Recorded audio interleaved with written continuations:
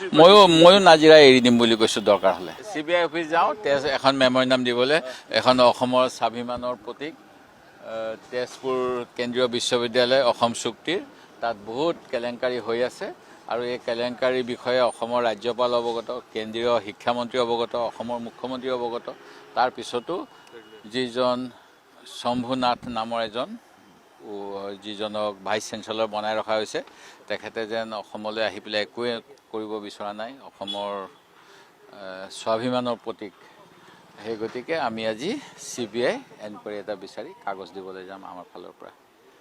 বাকী আৰু আজি আমাৰ পাব্লিক একাউণ্টছ কমিটি, ৰাজহুৱা হিচাপ পৰীক্ষণ সমিতিৰো বৈঠক বহিছিল আৰু বিভিন্ন বিভাগৰ যিবিলাক অডিটৰ জেনেৰেল আমাৰ AG অফিচৰ পৰা বিভিন্ন বিভাগৰ খেলিমেলি সম্পৰ্কে ডিছকাছ কৰিব লাগে, তেওঁলোকক সেই যিবিলাক অবজেকশ্যন আহিছিলে এই অবজেকশ্যনবিলাকৰ বিষয়ে আলোচনা।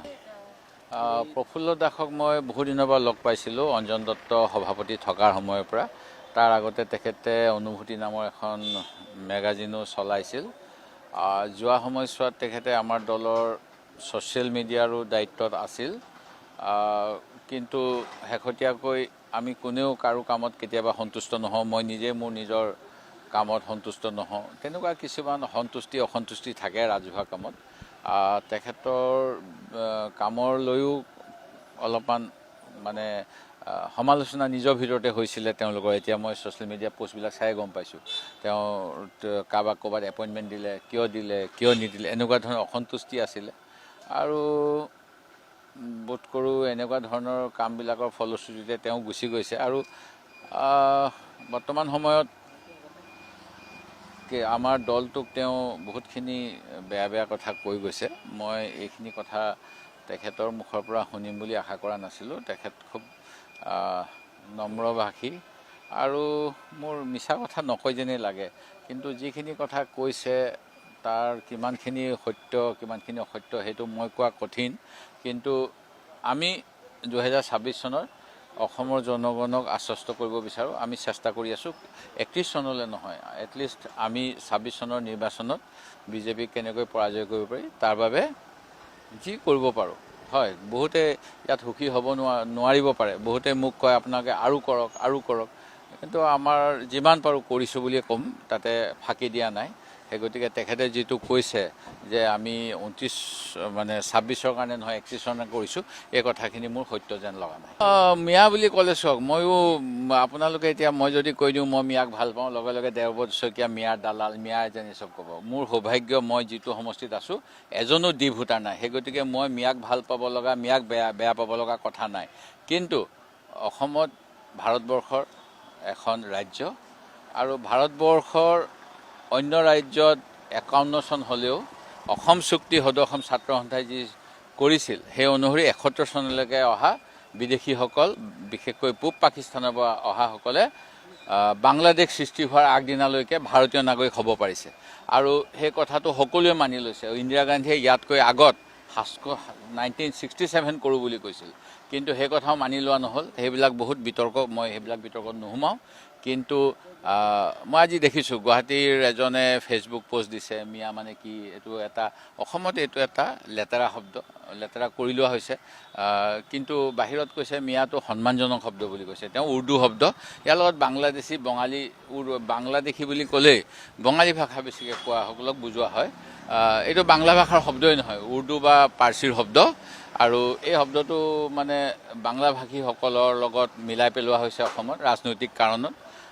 সেই গতিকে মিয়া শব্দটোক লৈ মই খুব বেছি মন্তব্য দিব নিবিচাৰোঁ। যিহেতু মিয়া বুলি ক'লে অসমত যেনেকৈ চৰ লাঠি ঘোচা দিয়া যায়, মিয়া বুলি ক'লে উত্তৰ প্ৰদেশ আদি জেগাত সন্মান দিয়া যায়। সেই গতিকে এইটো কোনে কেনেকৈ ব্যৱহাৰ কৰিব তাৰ ওপৰত নিৰ্ভৰ কৰে। পানী কোনোবাই আধা গিলাচ ভৰ্তি ক'ব পাৰে, আধা গিলাচ খালী ক'ব পাৰে, এইটো যিজনে চাব যিজনে ক'ব তেওঁৰ ওপৰত। সেই গতিকে সেইটো কথা মোৰ লগত নিমিলে।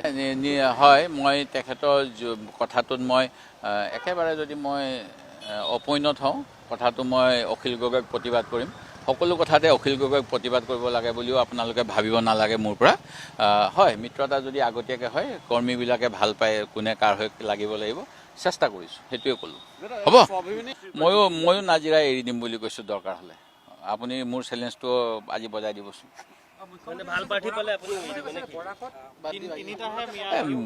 বৰাকত তো মিয়া বুলি মুখ্যমন্ত্ৰীয়ে কয়, এবাৰ কয় মিয়া নহয়। আৰু মুখ্যমন্ত্ৰীতো যি টি কথা কৈছে। মুখ্যমন্ত্ৰী মই বেয়াকৈ শব্দ নকওঁ কাৰণে নকওঁ। এতিয়া জুবিন গাৰ্গৰ চিনেমাখন নোচোৱাৰ লগতো মুখ্যমন্ত্ৰীয়ে জুবিন গাৰ্গৰ হত্যা তদন্ত লিংক লগাই দিছে। কি যে হৈছে মুখ্যমন্ত্ৰী নাজানো, মই বেছি মন্তব্য নিদিওঁ, মোক ঘৰত মনা কৰিব। হয়, ক'ব পৰা নাই, মই উত্তৰটো দিম, ভালকৈ আলোচনা কৰি লওঁ, আপোনাক যেতিয়াই মই উত্তৰটো পাই যাম দি দিম।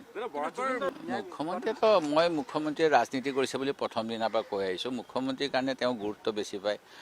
তেখেতে যিবিলাক মানে ৰেটিক কৰে, তেওঁ মানে ইণ্টাৰভিউটো দিয়াৰ আগত ইমান সময় তেখেতৰ অসমত জ্বলন্ত সমস্যা ইমান আছে।